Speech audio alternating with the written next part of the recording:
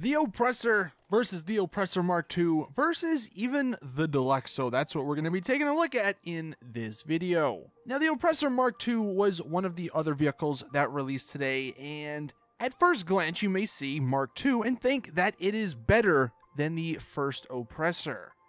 But in this video, I want to just explain in which ways it's better, because in some ways it's actually much worse. Now, a quick rundown of the Oppressor Mk2. It is $3.89 million if you buy it now, and it is $2.9 million if you complete 5 client jobs to get the trade price. So you save $1 million by basically playing like 30 minutes of missions, which I would highly recommend. Now, the unfortunate parts about this Oppressor Mk2 is that you are going to need to use or to have a Terabyte, the other new vehicle, which costs like $4 million, to actually customize this. You can store this anywhere, but if you want to customize it and upgrade it, you're going to need that Terabyte. And to go even further, once you get the Terabyte, you need to spend an extra $500,000 to get the specialized workshop just for this vehicle. So there are some paywalls you have to go through before you get it. Now, this vehicle, it's got some, okay customization. There's really not much you can customize. You can put all the liveries on it. There's 2 color, there's a secondary and a primary, which are kind of cool.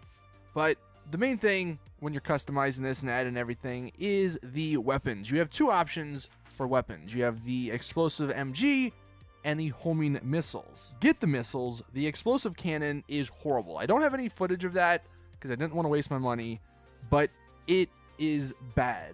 I'm sure there's going to be some people out there who can use it and get some kills with it, but it is actually worse than the Valkyrie explosive cannons, and those are really bad. So just save your money, just go straight to the missiles. They're going to do you the best in the long run. One other cool thing about this compared to the regular Oppressor is that this actually has countermeasures, so you can put flares or the chafe system on this to not get your vehicle blown up.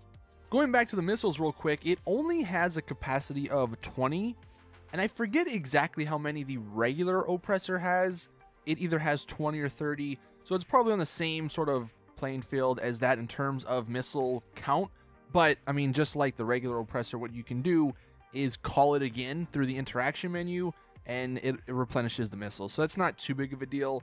And speaking of that, it does work like a regular bike, and you can call it through the MC interaction menu, which is, again, the greatest feature that Rockstar's ever added to the game. Now, comparing it to the Oppressor first, and then we'll get into the Deluxo, this is just in a straight line, and this is without using any boost, and it's with him, obviously, on the ground, and me sticking to the ground. In this scenario, I absolutely smoke him. The regular Oppressor with no boost is very slow, and the Oppressor Mk2 on the ground is actually pretty fast, like compared to some other stuff. So in this sort of scenario, the Oppressor Mk2 wins hands down. But when we introduce boost, it's another story.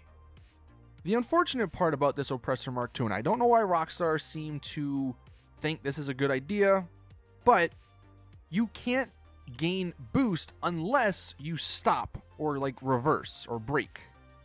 And that's so annoying. I hate that mechanic because no one ever wants to freaking stop to get boost.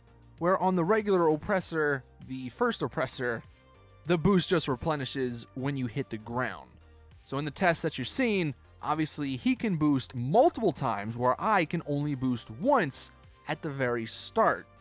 So in this scenario, the regular Oppressor, the Mk1, the first one, is hands down better than the Mk2. It's not even close. It's way faster, and if you were racing someone, they would get there much quicker. And I know this isn't, again, like an official test or anything, but just to give you guys an idea in not a straight line, me and a friend tested their speeds from like the beach to Fort Zancudo, and I told him to get there as fast as he possibly could, and he did beat me. Now, he only beat me by maybe like 10 seconds, so it's not like too crazy. If you are a good enough pilot or flyer, then, you can probably do some cool things and some nice things to get your Oppressor Mk2 quicker, or get there quicker. And what I mean by that, when it's on the ground, or when it's like basically hovering right above the ground, it goes much faster than when it flies. So if you, like I am doing in the gameplay, sort of constantly run into the mountains, then you'll gain speed, or you won't gain speed, but you'll have that fast speed compared to if you were just flying there. So it's just pros and cons for both of these. You know, one's obviously better on the ground, one is better if you're flying. Now, the benefit of the Mark II compared to the regular Oppressor is that it can fly as high as it wants. Like, there's no stopping you. There's no limit. So for high altitude fighting, or just getting to a high altitude, the Oppressor Mark II wins hands down. What's unfortunate, though, it's very hard to go straight down. You actually can't go straight down. So one thing I would recommend, if you are going to a high altitude and you just want to get down quickly, just jump off and then recall it once you're down at the ground. It's probably the fastest way to do it. But again, I do want to reiterate that you go fairly slow when you're flying compared to just when you're hovering on the ground. And in a firefight, like Oppressor Mark 1 versus the Oppressor Mark 2, it's actually pretty easy to beat the Oppressor, the regular one, the first one. And the reason is because the Oppressor's missiles, while they're good, they're not great. You can easily just spin in a circle, basically, and the missiles won't hit you.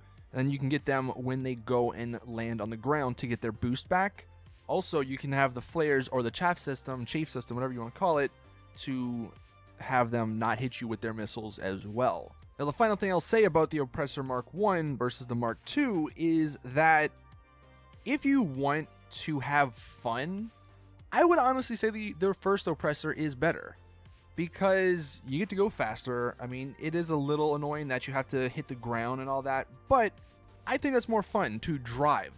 Where the Oppressor Mark II, it's like you just hold the right trigger and then you'll get there eventually. It's kind of a boring ride, like if you are going across the map, but that sort of comes down to your playstyle. Are you one to sort of be in the action and you like making the hard decisions of, all right, do I gotta land here on this building, or, you know, where do I get boost at? Or do you just want to hold the trigger, be lazy, and not really pay attention where you're going? And in that case, you would use the Oppressor Mark II. Now, versus the Deluxo, this is the other vehicle in the game that can fly. I thought it would be appropriate to compare that versus the Oppressor Mark II, because I think a lot of people might choose between those two vehicles. And, I mean, it's not even close, really, in terms of speed. The Oppressor Mark II wins in every single test. We did it on the ground. It smoked it, not even close. We did it hovering. It smoked it, not even close. We did it even flying. And it didn't smoke it as much as the other two tests, but it did beat the Deluxo by quite a bit. Now, as far as missiles go, the Deluxo's missiles are way, way better than the Oppressor Mark II. So if you're looking for firepower, then you're going to want to stick with the Deluxo. But, I mean, you do get some nice benefits with the Mark II. One annoying thing I found out, and you'll see I die here because of it in a second, my friend was shooting at me with the Deluxo missiles, and you can't actually use your flares or the chafe system when you're on the ground. You have to be flying in the air to use those. So if you're on the ground, you hear missiles coming, expect to not be able to shoot the flares out or the chaff system out unless you get some air, which is kind of an annoyance. Although probably the best feature about the Oppressor Mark II is that you never will fall off. I mean, yeah, you might at some points, but you can slam into vehicles going super fast and you won't fall off. That's probably the greatest feature about this bike, this hover bike. It almost acts like a car.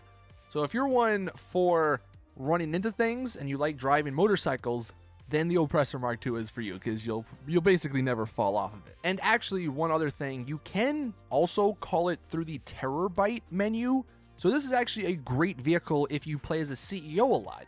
Because as a CEO, like, we all hate calling the mechanic. That's why I think a lot of us end up using the interaction menu to call vehicles as an MC member, like the Oppressor or any other bike. But if you're a CEO, really the only quick option you have is the buzzard. But what you can actually do is through the interaction menu, call your Mark II Oppressor from the Terror Bite, and you can get that fairly quick. So it does have some benefits, it does have some cons.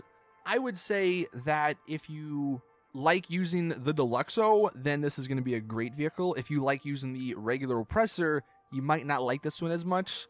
But again, it just comes down to playstyle. None are better and none are worse. It depends on what you're doing.